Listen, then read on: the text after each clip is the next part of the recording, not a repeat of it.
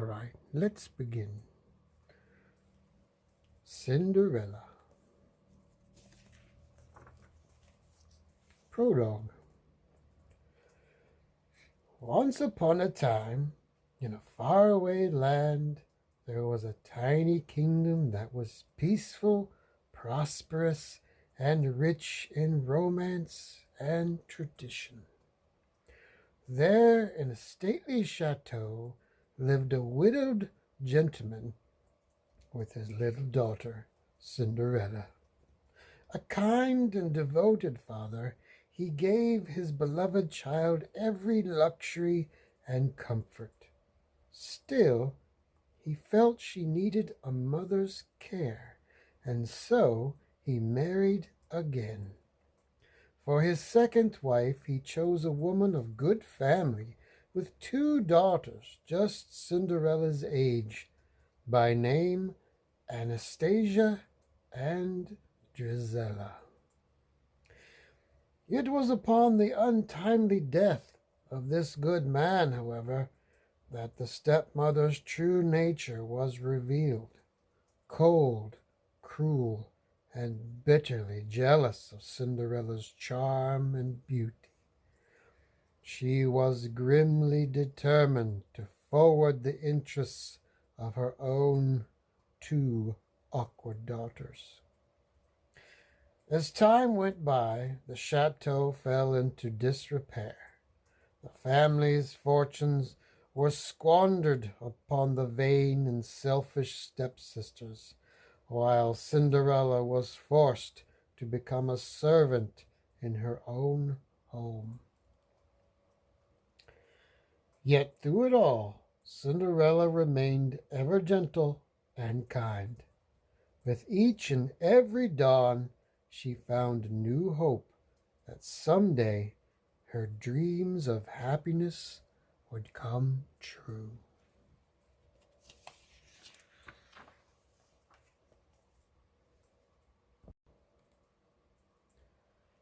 Chapter 1.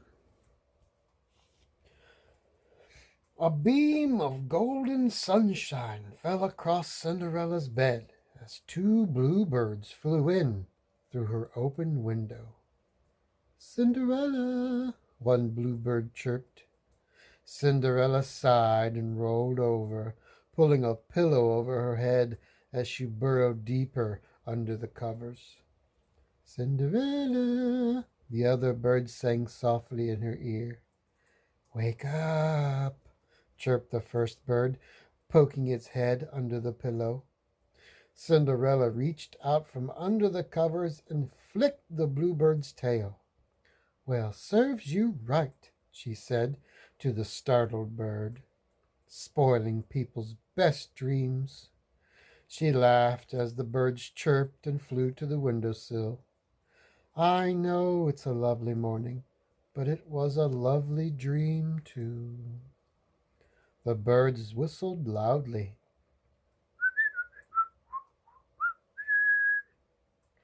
Cinderella sat up and began to unbraid her shoulder-length blonde hair. "What kind of dream, you ask?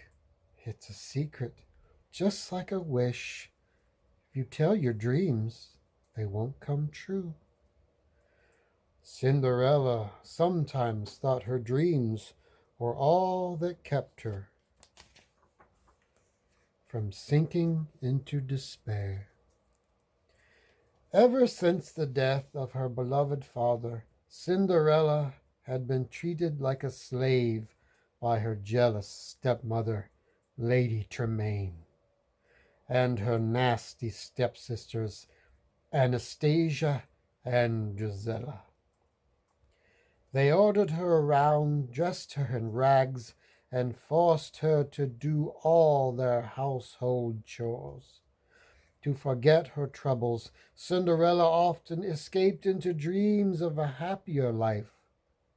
She dreamed of falling in love, of being loved in return, of someday leaving her horrible home behind forever. And because her dreams were all she had, Cinderella never stopped believing in them. Cinderella yawned and stretched. Oh. She smiled at the birds and mice who had come into the room. They were the only real friends she had. Then she sighed as she heard the loud ringing of the palace clock tower. She got out of bed, went to the window, and glared at the majestic clock. I hear you. Come on, get up, you say. Even that clock orders me around, she said to the birds and mice. Well, there's one thing no one can order me to do. They can't order me to stop dreaming. The birds chirped in agreement. And perhaps someday, Cinderella said wistfully, my wish will come true.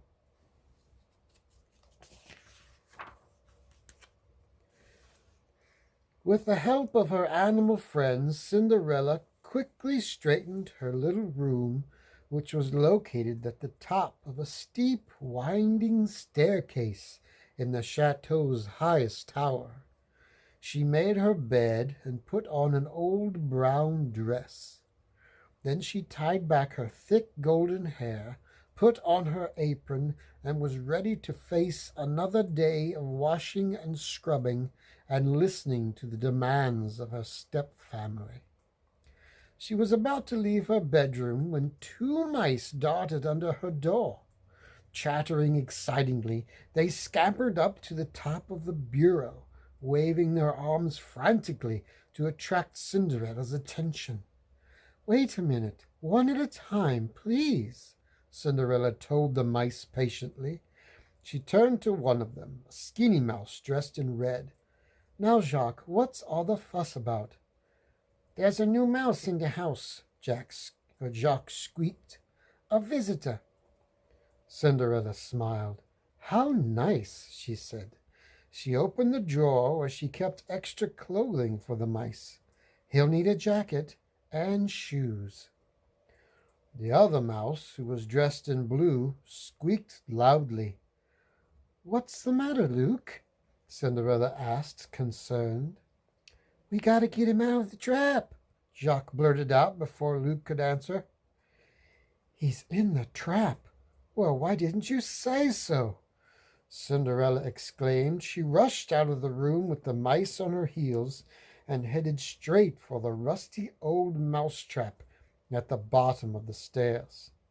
Inside the trap, a plump brown mouse cowered in a corner. The poor little thing is scared to death, Cinderella said. She opened the door and Jacques entered cautiously. Take it easy, Jacques reassured the newcomer, who was trying to back away, further away. There's nothing to worry about. Cinderella is our friend. She likes you. We all like you.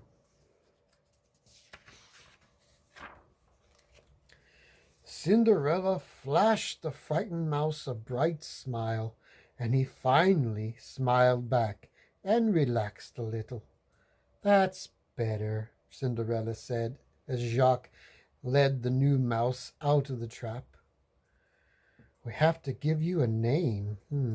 How about Octavius? Gus for short. By the smile on the new mouse's face, Cinderella knew she had made a good choice and a new friend. Now, I've got to get to work. See that Gus keeps out of trouble, Jacques, Cinderella said as she turned to leave. And don't forget to warn him about the cat. Have you ever seen a cat? Jacques asked after Cinderella had gone. Gus looked confused. A cat? He replied. Lucifer. That's him, Jacques explained. He's mean and sneaky. Jacques curled his fingers to imitate a cat's claws. He'll jump at you and bite you. He's big, big as a house. Lucifer, Gus said thoughtfully. He planned on staying far, far away from him.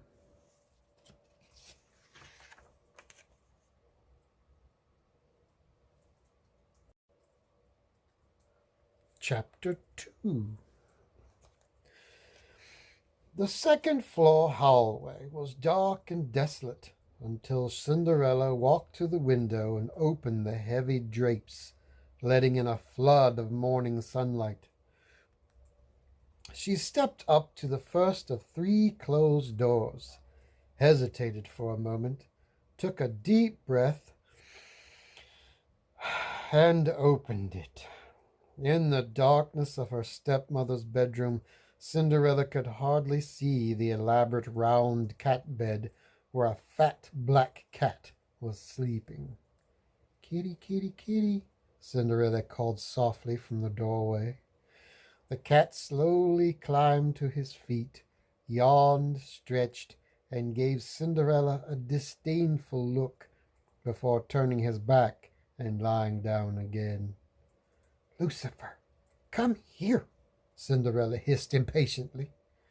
Only then did the cat slowly and reluctantly get up from his bed and saunter across the floor. "I'm sorry if your highness objects to an early breakfast," Cinderella said sarcastically. "It's certainly not my idea to feed you first. I'm just following orders. Now come on." She started down the stairs with Lucifer close behind her. When Cinderella entered the kitchen, the room was dark. She opened the door to let in the sunlight, then knelt beside the big brown dog stretched out on the floor. "Bruno, it's time to wake up," she urged him quietly. He awoke with a start from his dreams of chasing Lucifer. Cinderella went back to the kitchen door and stepped out into the beautiful bright day. Every morning she looked forward to feeding her animal friends their breakfast. Now they rushed toward her from every direction as she tossed handfuls of corn into the yard. "Breakfast time," she called. "Everybody up." Jacques, Luc, Gus, and the other mice gathered up bits of corn to carry back to their homes. Gus was so intent on carrying his breakfast that he didn't notice a huge dark shadow looming over him as he re-entered the house. The other mice scattered in fear while Gus continued across the floor, balancing a precarious pile of corn in his arms. When Lucifer sprang into action, Gus saw him coming just in the nick of time.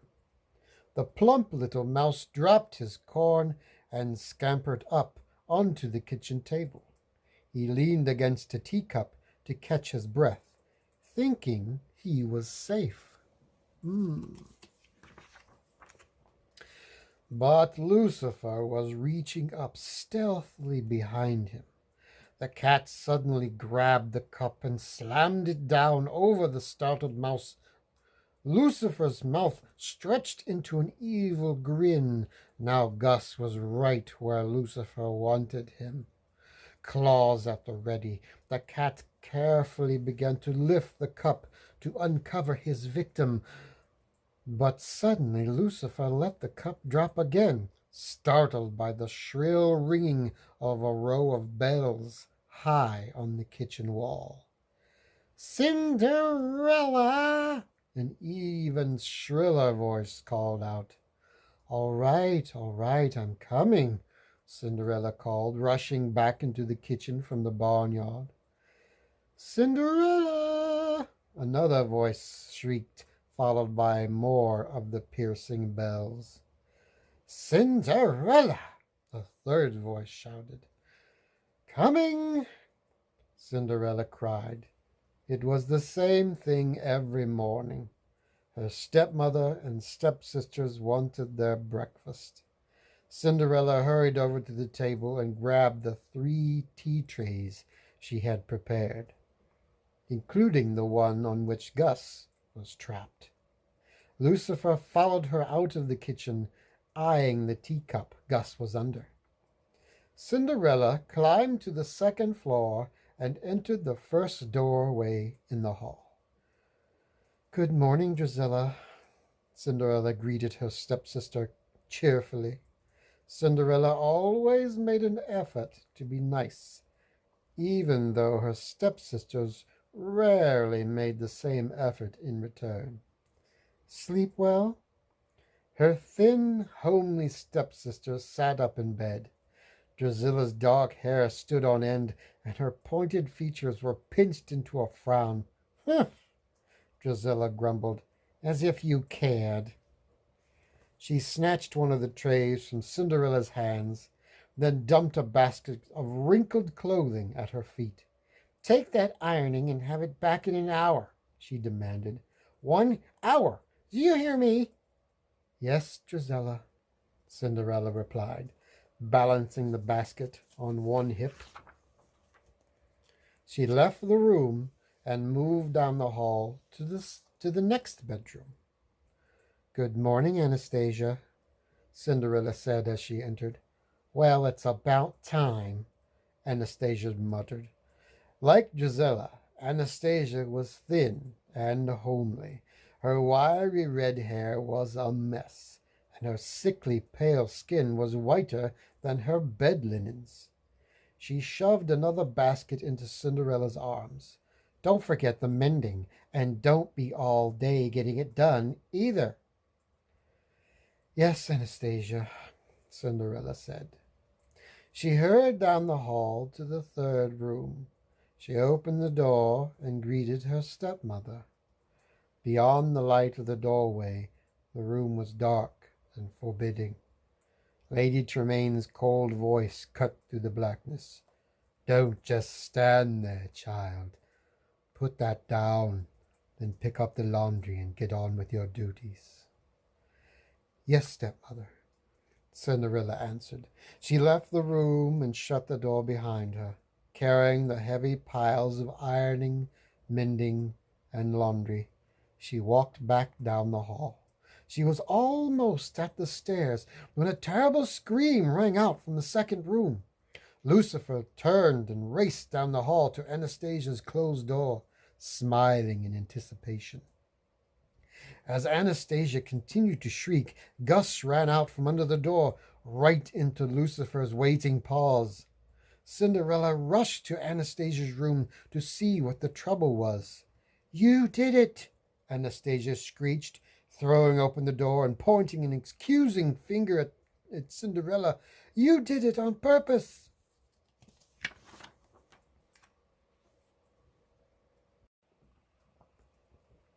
Chapter 3.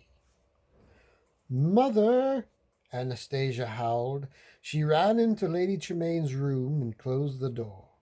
Drizella emerged from her room and gave Cinderella a withering glance. Now what did you do? She snapped. Then she hurried after her sister into her mother's room. She put it there. Cinderella could hear Anastasia shouting even through the closed door. A big, fat, ugly mouse under my teacup. Cinderella turned to stare suspiciously at Lucifer, who was curled up nearby with an innocent look on his face. All right, Lucifer, what did you do with Gus? Cinderella asked. Lucifer opened his empty paws and smiled. Oh, you're not fooling anybody, Cinderella said, picking up the big cat and shaking him out like a dusty mop. And there, under his hind foot, quivering and shivering, was Gus. Poor Gus, Cinderella said as the little creature scooted between her feet and disappeared into a hole in the wall. She sighed and turned back to the cat. Oh, Lucifer, won't you ever learn? Sometimes I wonder what I... Cinderella, Lady Tremain's cross voice interrupted. Coming, Cinderella answered. She walked toward her stepmother's bedroom. Both her stepsisters had come out and were hovering in the hallway. Lucifer slipped into the room through the open door. Humph, Gisela grumbled. Are you going to get it? Anastasia added nastily as Cinderella entered the dim, eerie room. Close the door, Cinderella, Lady Tremaine said evenly from her bed. She was stroking Lucifer, who had settled on her lap. Her expression was cold and malevolent. "Oh, please," Cinderella began. "Surely you don't think that I—" "Hold your tongue," her stepmother ordered sharply. Cinderella could see Lucifer's golden green eyes glittering in the dimness. Lady Tremaine picked up her teacup. "It seems we have time on our hands, Cinderella. Time for vicious practical jokes," she said. "Perhaps we can put that time to better use." Cinderella could barely see her stepmother's cruel smile in the shadowy darkness. She didn't know what was coming, but she was sure she wouldn't like it. "Now, let me see," Lady Tremaine said. "There's a large carpet in the main hall. Clean it. And the windows upstairs and down, wash them. Oh, yes, the tapestries and draperies, too." "But I just finished," Cinderella began. "Do them again," her stepmother interrupted, glaring at her. "And don't forget to weed the garden, scrub the terrace, sweep the halls and the stairs, and clean the chimneys. And of course, there's still the mending, ironing, and laundry to be done." She paused for a breath and took a sip of tea. "Oh, yes, one more thing." Lucifer looked up at his mistress, eager to hear what other chore she had in mind for Cinderella. "See that Lucifer gets his bath." Lady Tremaine finished. Lucifer frowned in annoyance. Cinderella walked out of her stepmother's room, her shoulders slumped in dejection. She had never felt so frustrated and angry. Despite all her wishes, hopes, and dreams, it seemed as if her life just kept getting worse.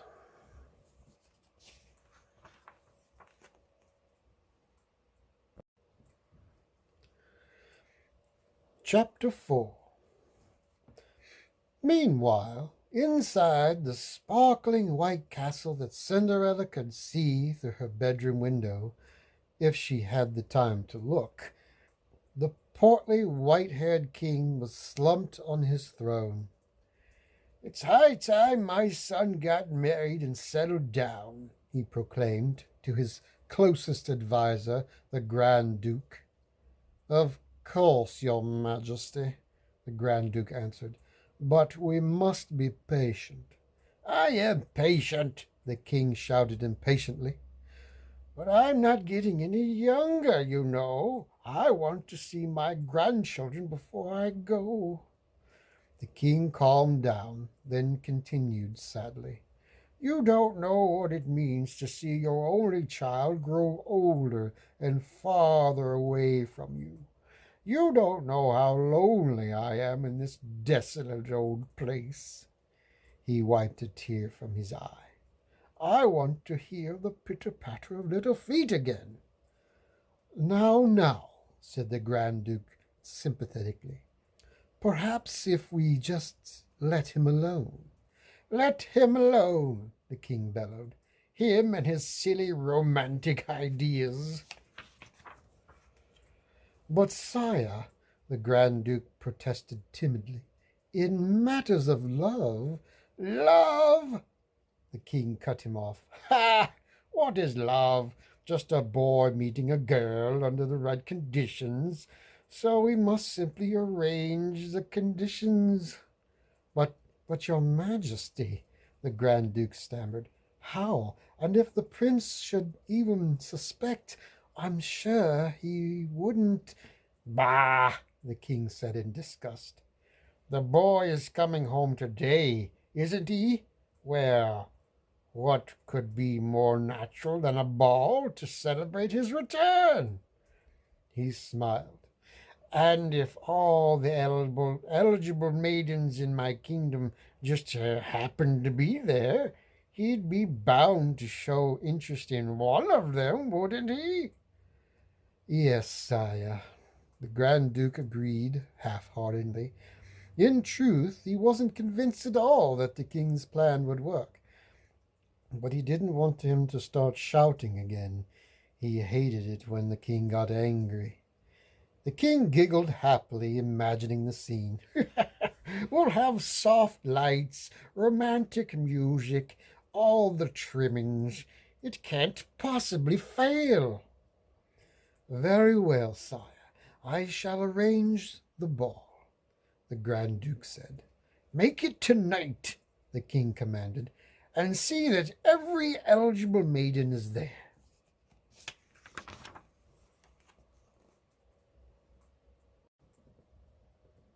Chapter 5. Cinderella hummed softly to herself as she scrubbed the floor in the foyer of the chateau. As she worked, she dreamed of happier days long ago with her father, and she fantasized about someday being as free as the soap bubbles that wafted into the air as she scrubbed. Her reverie was interrupted by a loud knocking at the door. Open, in the name of the king. A voice boomed. Cinderella opened the door, and a messenger handed her a large white envelope. An urgent message from His Majesty. The messenger spun on his heel and left. As Cinderella turned from the door, gazing curiously at the letter, Jacques and Gus poked their heads out of a mouse hole. What's it say? What's it say? They squeaked in unison. I don't know, Cinderella replied, examining the king's seal. But he said it's urgent. I'd better take it up right away. Cinderella walked up the stairs to the music room where her stepsisters were having their lessons. She stepped cautiously into the room. Cinderella, I've warned you to never interrupt us, her stepmother scolded her harshly. But this just arrived from the palace, Cinderella explained, holding out a white envelope. From the palace? Anastasia gasped. Both sisters rushed over to the Cinderella. Give it here, Gisela demanded, grabbing the letter. No, let me have it. Anastasia plucked it out of her sister's hands. No, it's mine, Gisela shrieked. You give that back. I'll take it, their mother said, putting an end to the argument. She tore open the letter and read it. Well, she said, it seems there's to be a ball. A ball! Anastasia and Gisela shrieked in unison. Their mother nodded. In honor of His Highness, the Prince. And by royal command, every eligible maiden is to attend. Why, that's us, Gisela said eagerly. And I'm so eligible, Anastasia added with a sigh. For a moment, Cinderella said nothing. She was too stunned to speak. It seemed that this day would turn out to be special after all. Every eligible maiden? Why, that means I can go too, she said at last. Ha! Gisela laughed and poked her sister in the side. Could you imagine her dancing with the prince? Ah! I'd be honored, Your Highness, Anastasia said mockingly. Would you mind holding my broom? The sisters collapsed into a fit of giggles at the thought. Well, why not? Cinderella said defensively. She couldn't believe that even her stepsisters were mean enough to want to rob her of a single night of happiness. After all, I am a member of the family, and it does say, by royal command, every eligible maiden is to attend. Yes, so it does, Lady Tremaine said slowly. Well, I see no reason why you can't go. Mother! Gisella Anastasia cried out in shock. If, their mother went on, with a crafty look in her eye, if you get all of your work done. Oh, I will, Cinderella promised happily. The news of the ball was the most wonderful thing to happen in Cinderella's life since before her father had died. Nothing was going to make her miss that night. And if you can find something suitable to wear, her stepmother finished, I'm sure I can come up with something, Cinderella said joyfully as she hurried out of the room. Thank you, Mother. Do you realize what you just did? Or just said? Gisella complained after Cinderella had left the room. Of course, her mother replied coolly. I said, if. Oh, if, Gisella said slyly as she and her sister realized what their mother had in mind.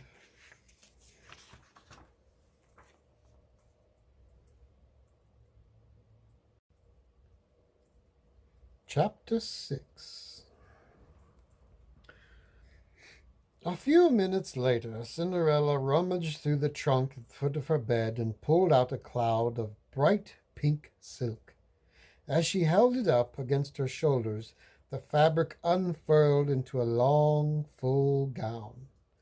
Still holding the dress in front of her, she whirled around the room, imagining what it would be like to dance the night away at the ball.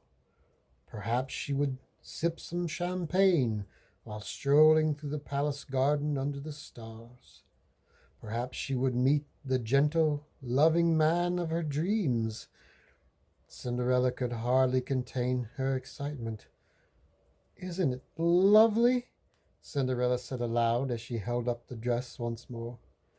It was my mother's, she said wistfully to the crowd of mice and birds who had gathered to see what she was doing. The animals looked on in awe. Beautiful, one of the mice said, but it looks kind of old. Well, maybe it is a bit old-fashioned, Cinderella admitted, but I can fix that.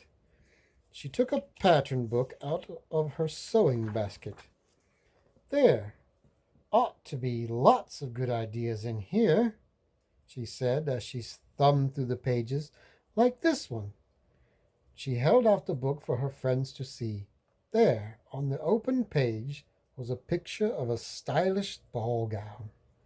"Oh, that's a nice one of the mice said. Of course, I'll have to shorten the sleeves, Cinderella said thoughtfully, and I'll need a sash and a ruffle and something for the collar and Cinderella! A voice suddenly shrieked from below. Cinderella sighed and put down the pattern book. Oh, now what do they want? She asked woefully. Cinderella, Cinderella, the angry voice persisted. All right, I'm coming. Cinderella answered impatiently.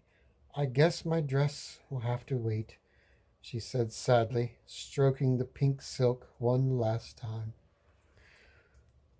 Poor Cinderella, Jacques said as Cinderella left the room.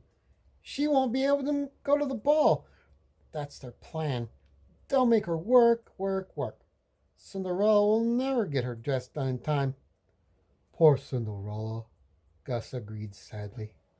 All the birds and mice were silent for a moment, wondering what to do. A mouse named Blossom scampered over to study the pattern book Cinderella had left behind. Suddenly, Blossom smiled. We can do it, she piped up. We can help Cinderella fix her dress. There's nothing to it, really. We can do it. Our Cinderella will look beautiful. All the other animals jumped up and surrounded the small mouse as she began assigning them jobs. Hurry, hurry! You can do the measuring and we can do the sewing. She turned to Jacques and Gus. and you two can go out and gather the trimmings. Jacques nodded and turned to Gus. Follow me, he said. I know where to go. The two mice sped off to accomplish their mission. Their first stop was Anastasia's room. As the two mice peeked into the room from a hole in the wall, they saw Anastasia, Drizella, and Lady Tremaine giving Cinderella more chores. Anastasia was tossing clothes on top of a heap Cinderella was balancing in her arms. And these too, Cinderella. And don't forget to... Cinderella, take my dress, Drizella interrupted, adding another garment to the pile. Mend my buttonholes, press my shirt, mind the ruffles, you're always tearing them. As Anastasia and Drizella kept shrieking orders to their stepsister, Jacques and Gus couldn't tell which sister was saying what anymore. Then Cinderella's stepmother came forward. And Cinderella, she said with a sneer, when you're through with all that, and before you begin your regular chores, I have a few more little things for you to do. With her face barely visible above the towering pile of clothes, Cinderella could manage only a week very well. She walked out of the room with her shoulders slumped. Jacques and Gus could see that there were tears shining in her blue eyes. Cinderella truly looked as though her heart was breaking. Jacques and Gus remained where they were as Anastasia started to complain loudly. Mother, I don't see why everybody else has such nice things to wear, and I always end up wearing these old rags. Just look at this. She held up a lovely pink sash. Why, I wouldn't be seen dead in it, she cried, throwing it down on the floor and stalking out of the room. She should talk, Drizella whined. Look at these beads. She tossed a sparkling necklace on top of the sash. Trash! I'm sick of them. She, too, marched out of the room, with her mother right behind her. As soon as the door closed behind them, the two mice hopped out of their hiding place and ran over to the discarded sash and necklace. We can use these, Jacques exclaimed in delight. Gus nodded eagerly. Just then the two mice noticed a black ball of fur curled on top of a footstool just inches away. At that same moment, Lucifer woke up, spotted them, and pounced. Jacques and Gus grabbed the sash and scurried back to the mouse hole, popping through it just in time to escape Lucifer's claws. Jacques and Gus looked at each other. They had the sash. Now what about the beads? They peered out of the hole and saw that Lucifer was perched right on top of the shiny necklace, a smug look on his face. Jacques acted quickly. He dashed out and started to pull the buttons off one of Anastasia's dresses. Lucifer hesitated, glancing over at Gus, waiting in the mouse hole, but the temptation was too great for the cat to resist. While Lucifer leaped after Jacques, Gus rushed out and grabbed the beads. A moment later, both mice were once again safely back in the mouse hole, along with Drizella's discarded beads. Jacques and Gus gathered up the sash and the beads and scrambled back to Cinderella's room, where they found a gang of mice and birds busily working on the dress. They were measuring, marking, and cutting, while others sewed, snipped, or studied the pattern book. Jacques and Gus proudly draped the pink silk sash around the waist of the dress, and two birds tied it in a big, beautiful bow. Then more birds laid the gleaming strand of beads at the collar. Slowly but surely the beautiful dress was coming to life. It was hard work, but they all knew it would be worth it. They were making it possible for their friend Cinderella to attend the ball, and maybe make some of her dreams come true.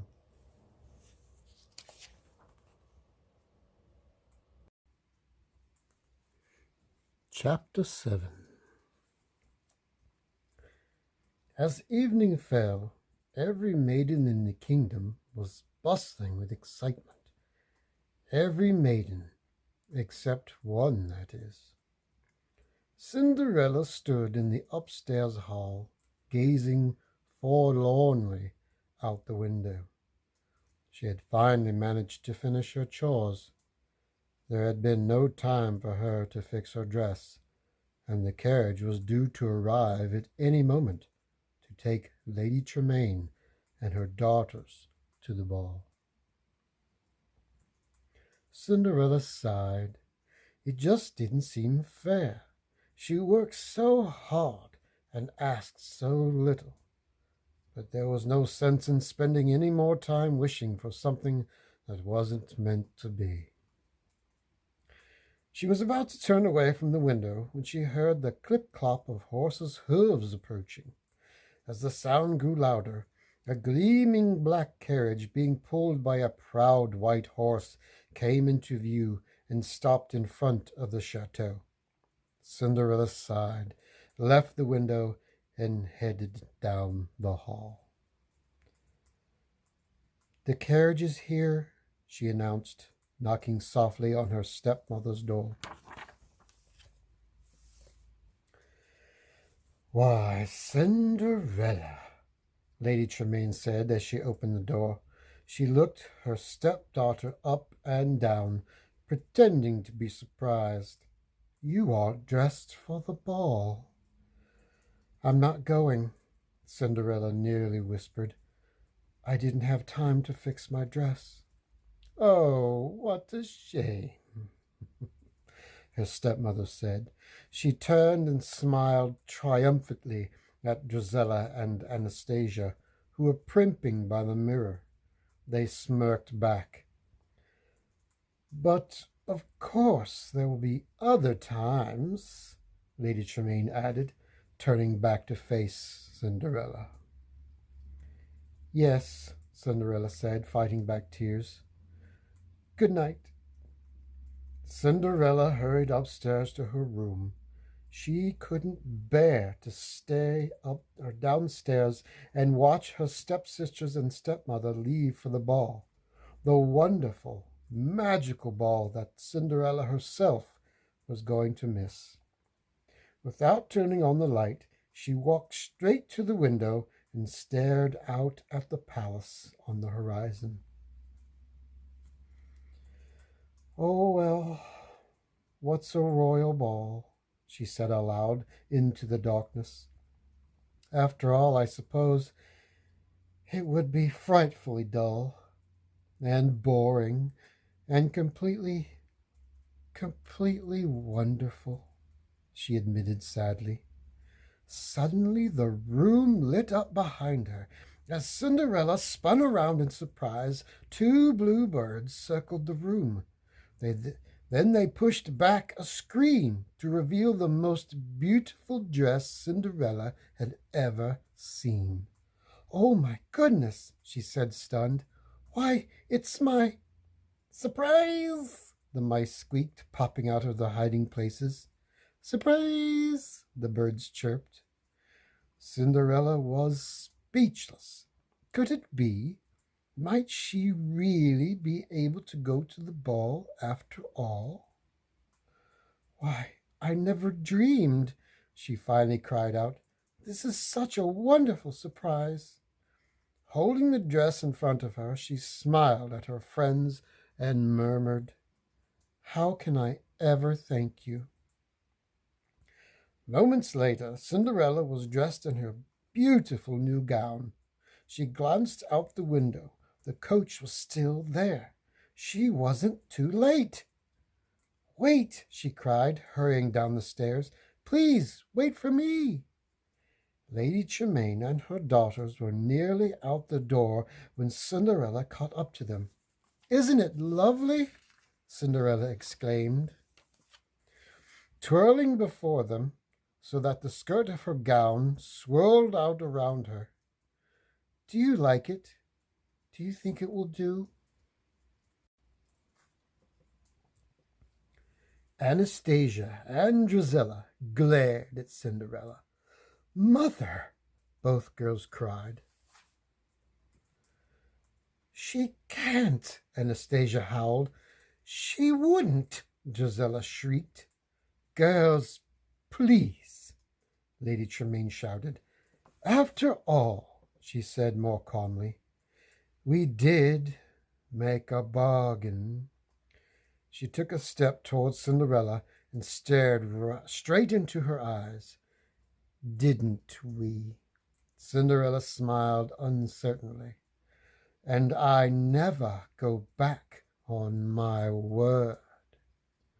Her stepmother muttered thoughtfully, looking long and hard at Cinderella's dress. How very clever, these beads. They give it just the right touch. Don't you think so? She said sharply, turning to Drizella. No, I don't, Drizella said grumpily. I think she's... Suddenly, Drizella's jaw dropped as she recognized the beads she'd thrown away. Why, you little thief! She screeched at Cinderella. They're my beads. Give them here.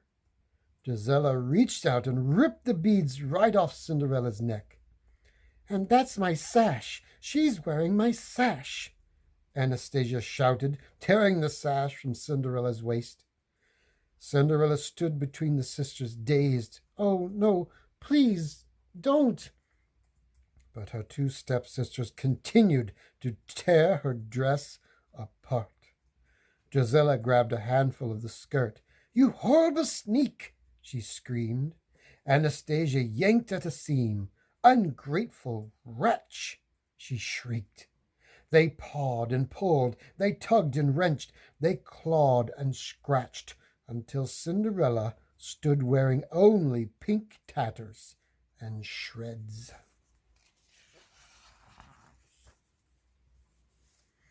Chapter 8. Blinded by tears, Cinderella ran out of the house and across the yard, past the horse, past Bruno the dog, past Gus and Jacques and all her friends. When she finally reached the garden, she threw herself down on a bench in the shadows under a willow and buried her face in her arms. She had never felt so hopeless. She vowed then and there not to believe in dreams any more, or in happiness or hope either. Instead, she resigned herself to living a miserable life of drudgery and pain. It's just no use, she sobbed. No use at all. There's nothing left to believe in. Nothing. Nothing, my dear, a melodious voice asked. Oh, now you don't really mean that. Oh, but I do, Cinderella insisted. She lifted her head and caught her breath. A moment ago the garden had been dark and deserted, but now a smiling white-haired woman was seated on the bench, surrounded by a circle of sparkling light. The woman helped Cinderella to her feet, wiping a tear from Cinderella's face. She said, Nonsense, child. If you had lost all of your faith, I couldn't be here. But as you can see, here I am. Now dry those tears. You can't go to the ball looking like that. The ball? Cinderella repeated, tears welling up in her eyes again. I'm not going to the ball. Of course you are, the woman assured her cheerfully. But we'll have to hurry. Even miracles take a little time, you know. Cinderella shook her head in confusion. Miracles? She asked. Just watch, the woman said brightly. She paused, and a puzzled look crossed her face. Now, what in the world did I do with my magic wand? Magic wand? Cinderella repeated in amazement. Why, then you must be your fairy godmother, of course. The woman finished for her. Then, with a wave of her hand, she magically produced a wand from thin air. Now, let's see, she went on. I'd say the first thing you need is, her eyes scanned the garden, a pumpkin. A pumpkin? Cinderella repeated doubtfully. She had been expecting the woman to say something about her ruined gown. Now for the magic words, the fairy godmother said. Um, uh. She turned toward a big round pumpkin at the edge of the garden and waved her wand. Oh, yes, I remember. Salagadoola, minchekaboola, bippity, boppity, boo. Cinderella could hardly believe what happened next. As the fairy godmother waved her wand and sang out the magic words, the pumpkin shivered and jumped and expanded, and suddenly, with a jolt, the ordinary pumpkin was transformed into a magnificent, gleaming, extraordinary coach. Cinderella gasped, and she heard smaller gasps all around her. She saw that all her animal friends had gathered from the house and barnyard. They looked as amazed as she was at what they had just seen. But the fairy godmother wasn't finished yet. Now, she continued, to draw an elegant coach like that, of course, we'll simply have to have, and letting her gaze roam over and then past the family's eager-looking horse, she concluded, mice. With another wave of her wand and some more magic words, she turned Gus, Jacques, and two other mice into sleek horses. Now, where were we? Oh, goodness, yes. You can't go to the ball without a coachman. With that, she turned the horse into a well-dressed coachman. Then she turned to Bruno. As for you, you'll be a footman tonight, she said, and the big brown dog was changed into just that. The fairy godmother turned to Cinderella. Well, well, hop in, my dear. We mustn't waste time. Cinderella hesitated and looked down at her torn dress. But, now don't try to thank me, the fairy godmother said. Oh, I wasn't, Cinderella began, still astonished at the magic she had just witnessed.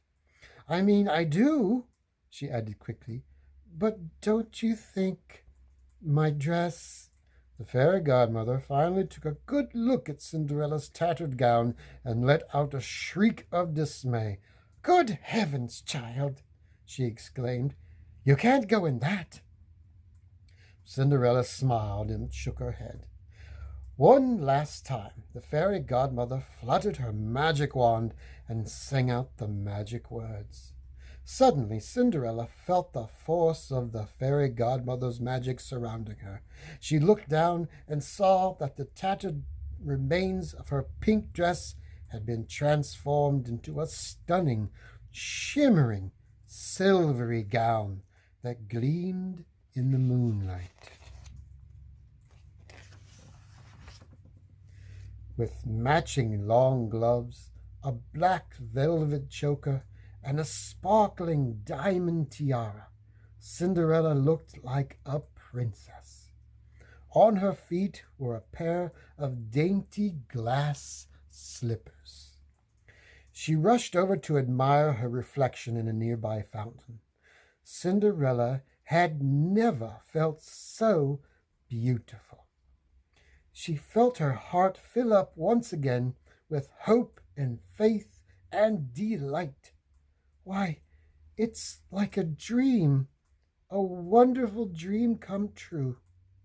Yes, my child, the fairy godmother said tenderly, but like all dreams, I'm afraid this one can't last forever. You'll have only until midnight, and then midnight, Cinderella cried gratefully. Oh, thank you. You must understand, my dear, the fairy godmother continued seriously. On the 12th stroke of midnight, the spell will be broken, and everything will be as it was before. I understand, Cinderella said happily, but it's so much more than I ever hoped for. Bless you, my child. The fairy godmother smiled and waved Cinderella into the coach.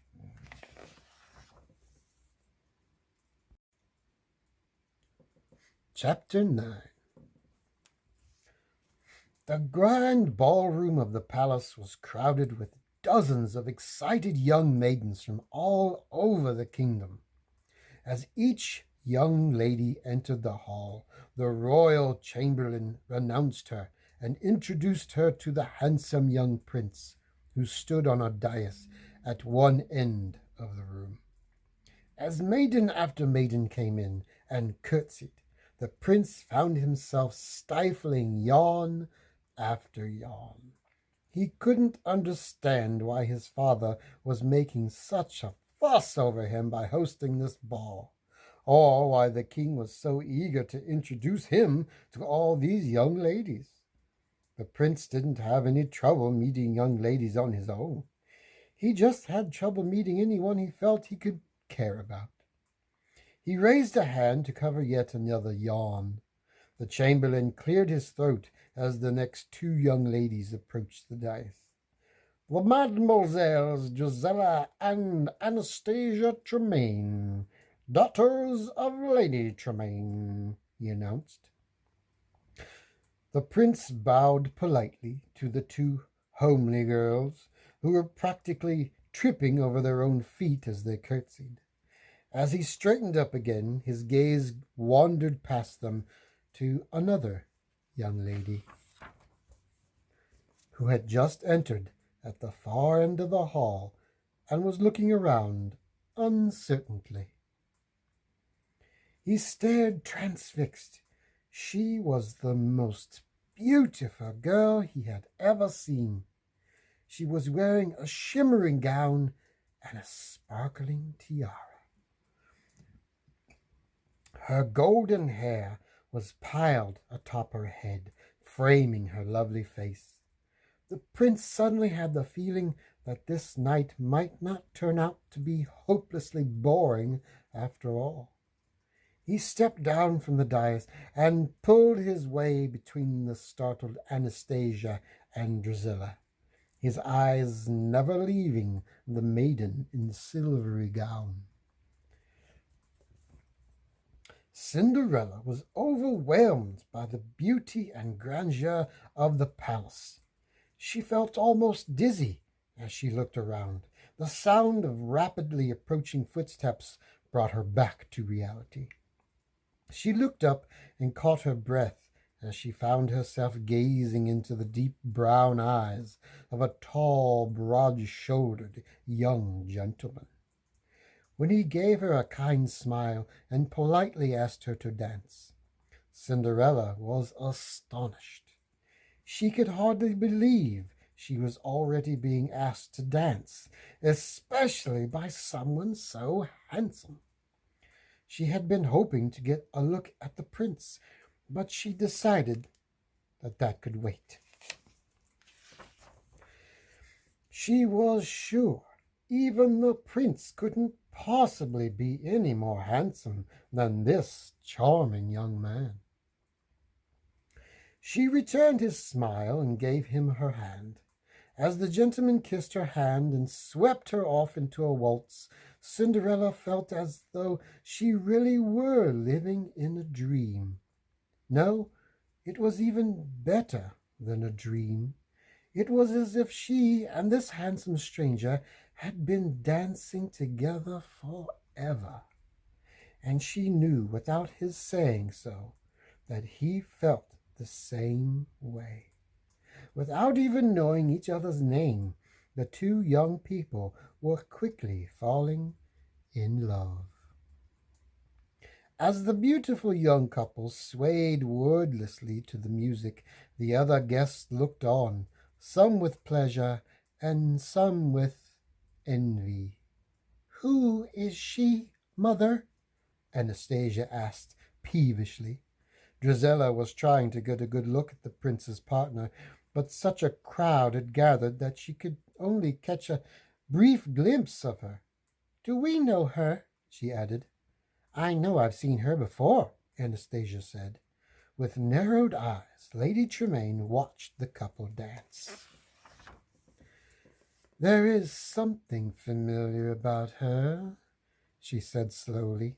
She left her daughters and moved through the crowd, trying to get a closer look. But a moment later, the prince let his partner out of the room and toward the royal gardens. Lady Tremaine tried to follow, but found her path blocked by the Grand Duke, who had been ordered by the king to see that the young couple had all the privacy they needed. Frustrated, Lady Tremaine returned to the ballroom, puzzling over her strange feeling that she'd seen the beautiful young lady somewhere before. Meanwhile, Cinderella and the prince danced across the terrace and then walked hand in hand into the moonlit garden. They strolled across a romantic little bridge, pausing in the middle to watch the sparkling water drifting by below. Cinderella looked up at the handsome young man, her eyes filled with the same love she could see reflected in his own. A moment later, their lips met in a long, tender kiss. They were interrupted by the sound of a chime from the clock tower. Cinderella broke away from the prince's embrace and glanced up at the clock, startled. Oh, my goodness, she exclaimed. It's midnight. She realized she had completely lost track of time. At the 12th stroke of the clock, all the fairy godmother's magic would be undone.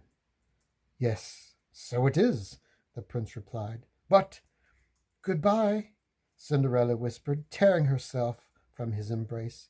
No, wait, you can't go now, the prince protested.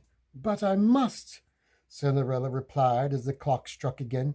Please, I must. But why? The prince asked, confused by her urgency. Cinderella desperately searched her mind for an excuse. Well, I haven't met the prince yet, she stammered. She turned and rushed off through the garden toward the palace. The prince stared after her. The prince? He repeated with a puzzled frown. But didn't you know? Could she really not have known that he was the prince? Wait, come back, he called, rushing after her. Oh, please come back. I don't even know your name. How will I find you? As the clock continued to strike, Cinderella reached the palace and rushed through the ballroom past the Grand Duke, who had dozed off while guarding the door to the garden. He woke with a start. Oh, I say, young lady, wait! The Grand Duke joined the prince in his chase, but Cinderella was already hurrying down the wide front steps of the palace toward her waiting coach. She held up her skirt so she wouldn't trip, but as she ran, one foot suddenly came out of its glass slipper. Cinderella turned to retrieve the shoe, but just then she saw the Grand Duke burst through the door and run toward her. Oh, bless me, he gasped. Young lady, just a moment. Cinderella turned and ran, leaving the slipper lying where it had fallen on the steps. As the Grand Duke shouted for the guards to follow her, she threw herself into her carriage and sped off into the night. Down the winding hill and over a rickety bridge, the carriage clattered, wildly pursued by the king's guards. Cinderella could hear the palace clock as it continued its striking 9, 10, 11. At the stroke of midnight, the spell was instantly broken. The coach turned back into a pumpkin and the horses into mice. Bruno and the horse returned to their usual forms as well. Hearing the guards approaching, Cinderella and her animal friends jumped into the brush beside the road, shaken but unharmed. The pumpkin was not so lucky. The thundering hooves of the gods' horses smashed it into 1,000 pieces as they sped by on the road. To Cinderella's relief, the gods didn't see her. "I'm sorry," Cinderella told her friends after the guards had passed. "I guess I forgot about everything, even the time. But it was so wonderful, and he was so handsome, and when we danced—" She sighed at the memory. "I'm sure the prince himself wouldn't have been more charming." She sighed again sadly. "And I don't even know his name. I'll probably never see him again." She looked down at her tattered old dress and saw, peeking out from under the skirt, one bare foot and one sparkling glass slipper. Cinderella gasped and reached down to remove the slipper. She cradled it gently in her hands, overjoyed to have a memento of the most marvelous evening of her life. She looked up at the starry sky, thinking of the kind fairy godmother who had made it all possible. "Thank you," she cried out joyously. "Thank you so very much for everything."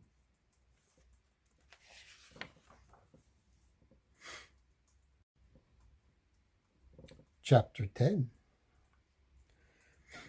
The next morning, the Grand Duke stood nervously outside the king's bedroom. Summoning all his courage, he knocked gingerly on the door. The king had left the ball soon after the prince and Cinderella had started dancing, so he didn't yet know about the girls' hasty exit. The Grand Duke wished more than anything that he didn't have to be the one to give the king the news. "Come in," the king called. The Grand Duke slowly opened the door and peeked inside. The king sat up in bed and wiped the sleep from his eyes. When he saw the Grand Duke, he jumped out of bed. "So, has he proposed already?" he asked jubilantly.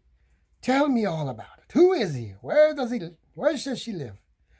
"Well," the Grand Duke stammered, "I didn't get a chance to—" "No matter. We have more important things to discuss. Arrangements for the wedding, invitations, all those sorts of things." The Grand Duke gulped. "But— Here, have a cigar," the king said, shoving one into the Grand Duke's mouth, "to celebrate the marriage of my son and your knighthood." "Knighthood?" the Grand Duke repeated, tears welling up in his eyes. He couldn't stand it any longer. He had to tell the king the truth. "Sire, she got away," he blurted out.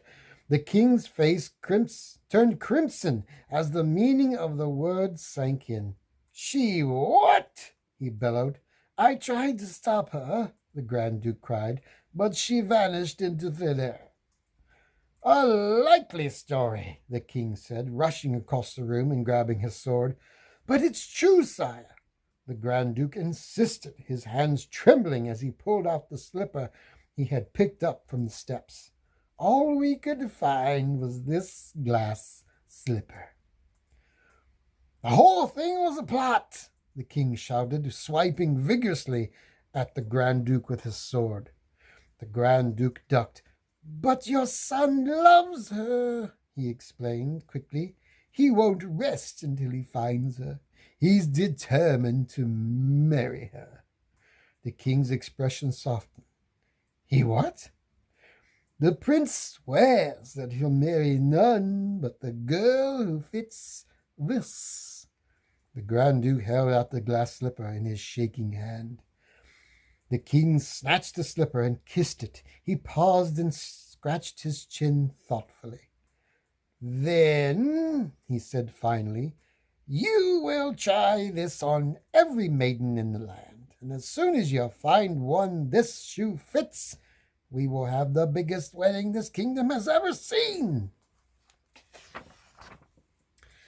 It didn't take long for the news to spread. Lady Tremaine rushed to wake Anastasia and Drizella the moment she heard about the slipper. Cinderella was preparing breakfast when she heard her stepmother shouting, "Get up, quick, this instant, Anastasia, Drizella, we haven't a moment to lose." Cinderella hurried to finish her task, curious to discover what the fuss was about. There was such a commotion that even the mice peeked out from their holes in curiosity.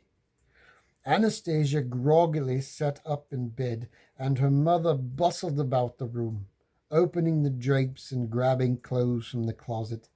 "Huh? What's going on?" she asked with a yawn. "Everyone's talking about it," her mother said. "The whole kingdom. Hurry now. He'll be here any minute." "Who?" Drizella asked. She was standing in the doorway, scratching herself sleepily.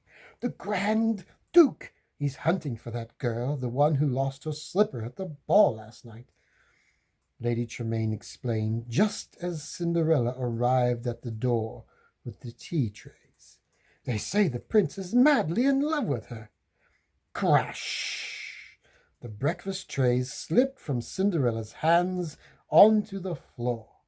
She gasped and brought her hand to her mouth. "He was the prince," she whispered to herself. "You clumsy little fool!" her stepmother cried. "Clean that up and then help my daughter's dress." "What for?" Gisela said. "That's right," Anastasia agreed grumpily. "If he's in love with that girl, what good does getting dressed up do us?" Cinderella absent-mindedly started to pick up the mess, still stunned at the news that her handsome stranger was the prince. "Now you two listen to me," Lady Tremaine told her daughters sharply.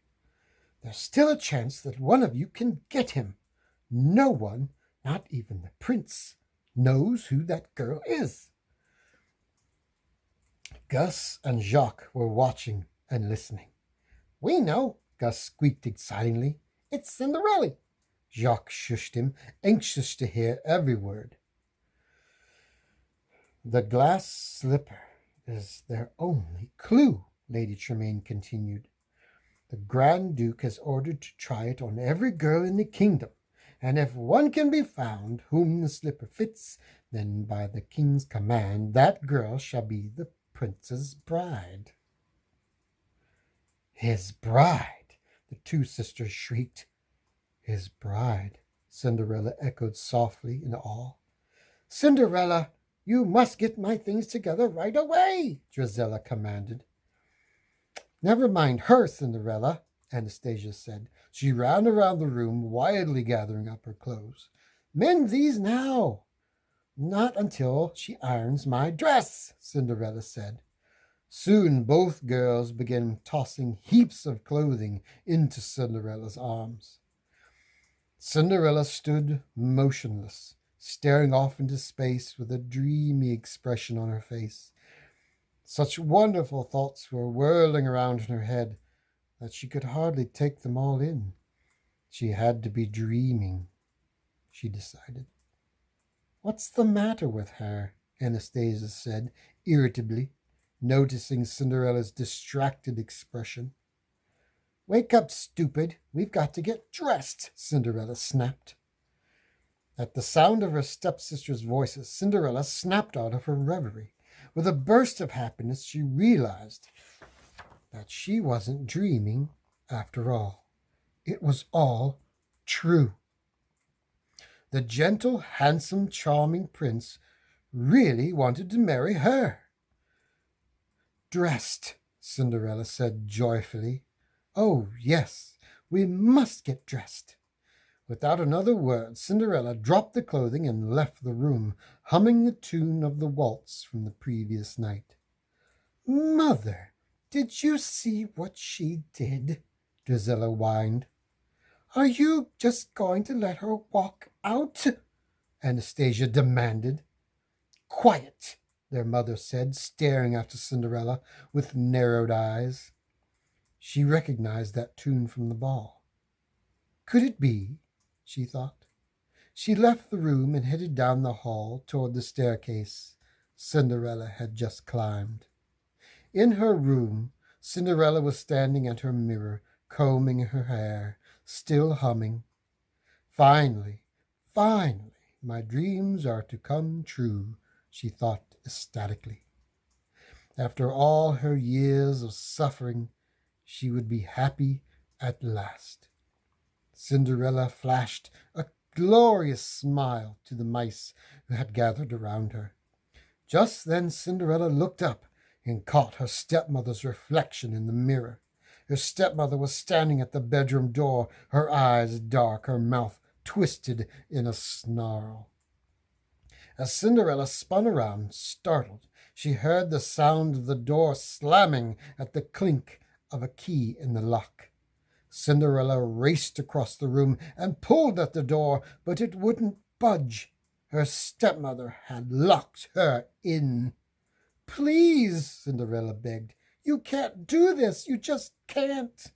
She threw herself against the door, crying, Let me out. You must let me out. Chapter 11. Jacques and Gus watched with the other mice as Cinderella sobbed broken-heartedly. We've got to get that key, Jacques said with determination. We've just got to. The two mice slipped under the door and quietly followed Lady Tremaine downstairs. Mother, he's here, Gisela said excitingly. Oh, do I look all right? Anastasia asked, primping at the mirror. Gisela elbowed her sister aside. What about me? Girls, the mother said. Now remember, this is your last chance. Don't fail me. She hurried to open the door. A royal footman stood at the threshold. Announcing His Imperial Grace, the Grand Duke.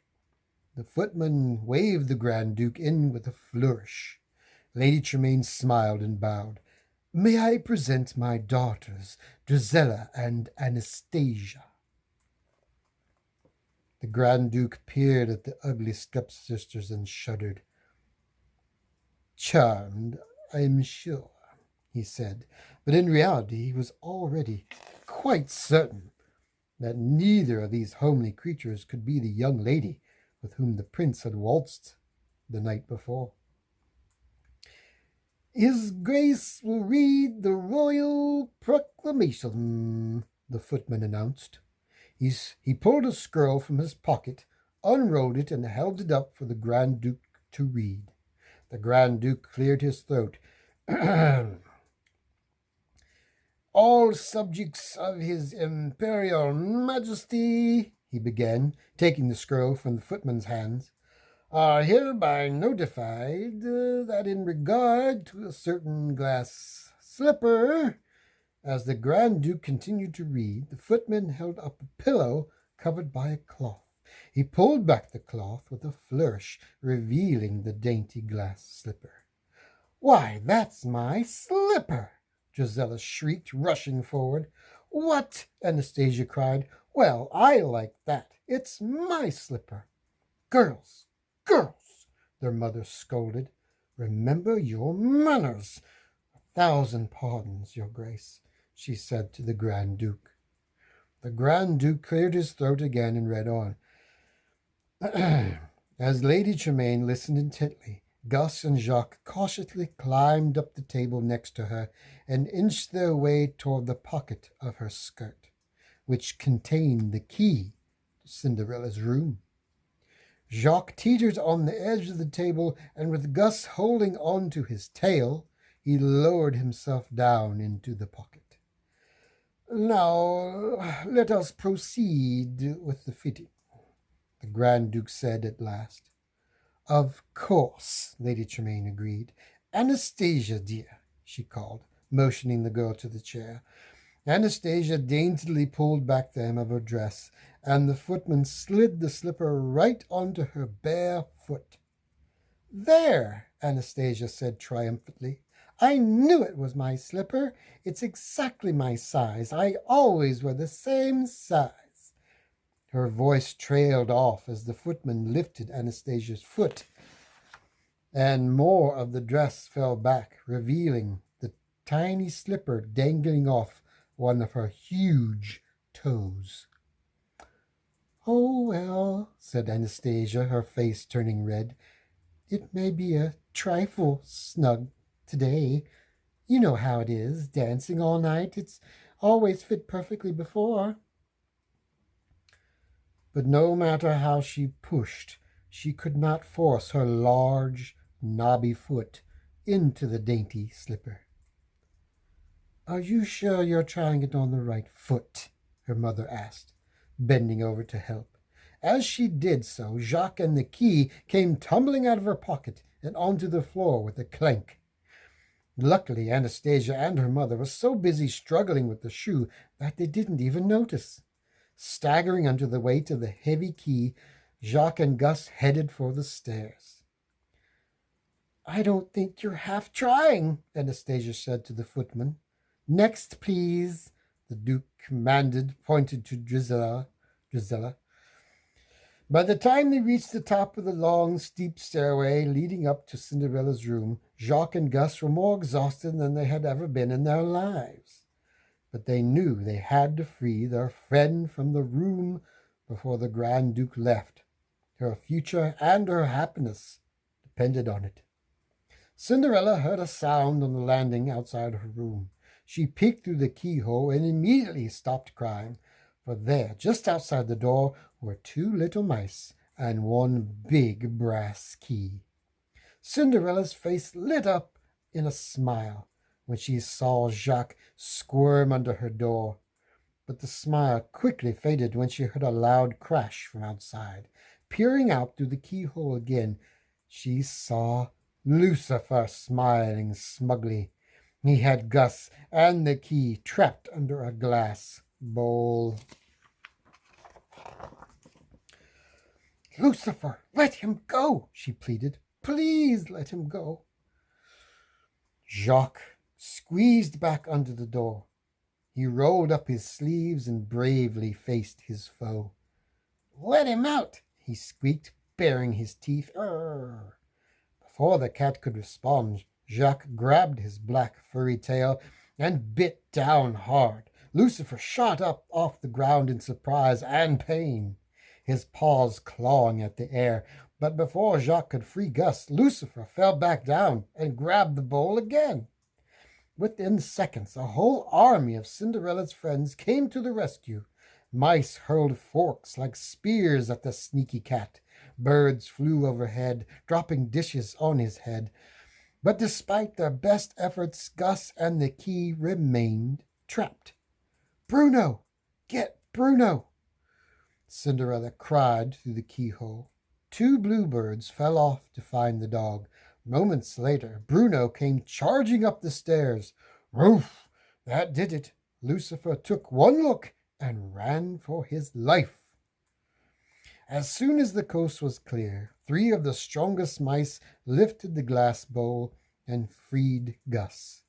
Then Jacques and Gus picked up the key once more and dragged it under the door into Cinderella's room. Chapter 12. "Of all the stupid idiots!" Drizella screamed at the footman, struggled to fit the glass slipper onto her gigantic foot. "I'll do it myself. I'll make it fit." She grabbed the shoe out of the footman's hands.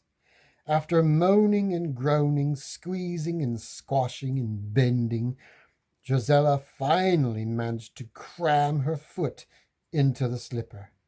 "There!" she exclaimed triumphantly, holding her foot out for inspection. "It fits," the Grand Duke said in surprise. But suddenly Drizella's tortured toes uncoiled. The too tight slipper shot off her foot and flew straight into the air. The Grand Duke and the footman both lunged to catch the fragile slipper. They bumped into each other and crashed to the floor just as the glass shoe came plummeting down to earth.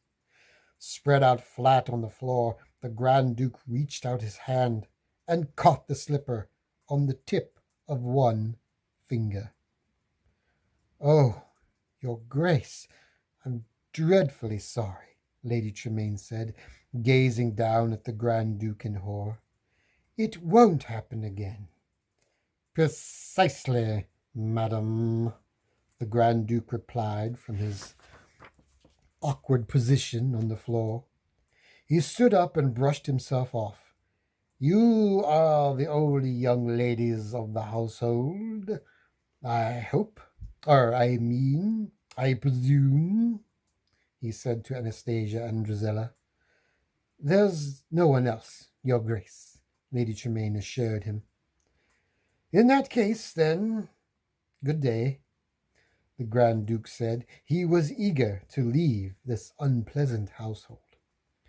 But just as he turned to go, a gentle voice called out from the top of the stairs, "Your Grace, please wait." All eyes turned to Cinderella, who was hurrying down the stairs. "May I try it on?" she asked. "Pay no attention to her," Lady Tremaine told the Grand Duke. "It's only Cinderella." "Our scullery maid," Anastasia explained. "From the kitchen," Drizella added. But the Grand Duke was not listening to the step-family anymore. "Come, my child," he said to Cinderella kindly, taking her by the hand and leading her to a chair. As soon as she was seated, the footman came running with the slipper. Suddenly, an evil smile crossed Cinderella's stepmother's face. When the footman was only a few steps away from Cinderella, Lady Tremaine stuck out her cane and tripped him. The footman and the slipper went flying. The footman fell to the floor with a thud. The slipper shattered into a million bits of broken glass on the floor at Cinderella's feet. "Oh, no, no, no, no!" the Grand Duke cried out, falling to his knees and staring at the shards in disbelief. "This is terrible. What will the king say?" Lady Tremaine smiled smugly. This time she was sure she had put Cinderella in her place for good. "Perhaps," Cinderella spoke up softly, "if it would help." "No, no," the Grand Duke moaned.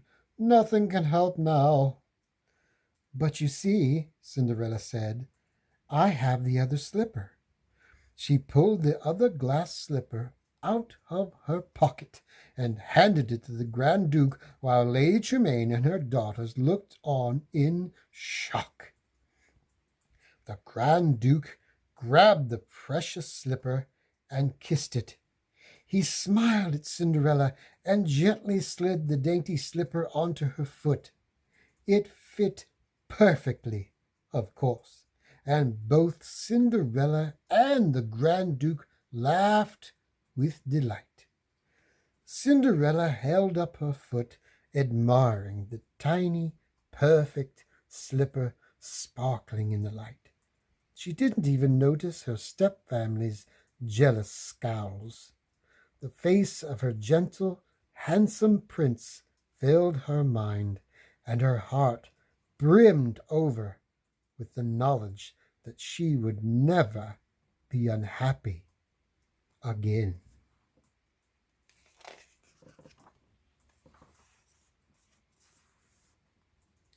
Epilogue.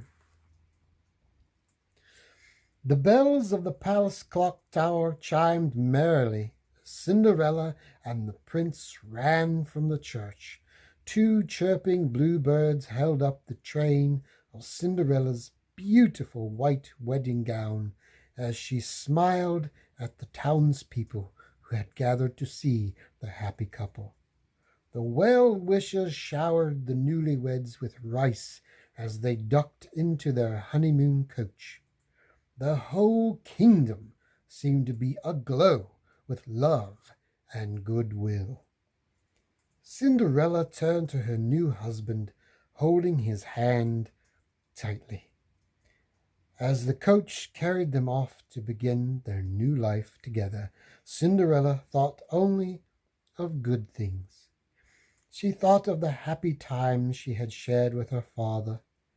She thought of her faithful animal friends at the chateau. She thought of the kind fairy godmother who had made her new life possible. She thought of her loving prince with whom she would live in happiness and harmony all the days of their lives. And finally, as the prince leaned over to kiss his new bride, Cinderella thought about how she had learned never, ever to give up on your dreams.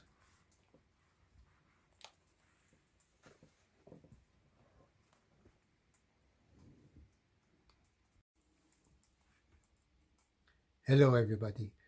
Thank you very, very much for coming to see me and reading Cinderella along with me. Such a wonderful story, such a wonderful message. Always follow your dreams, no matter what. You may come against problems, things you may not be thinking you can get past, but guess what? You can. You can do anything you want to do. Always follow your dreams. Always. I'll see you next time on Storytime with Dog. Be well, everyone.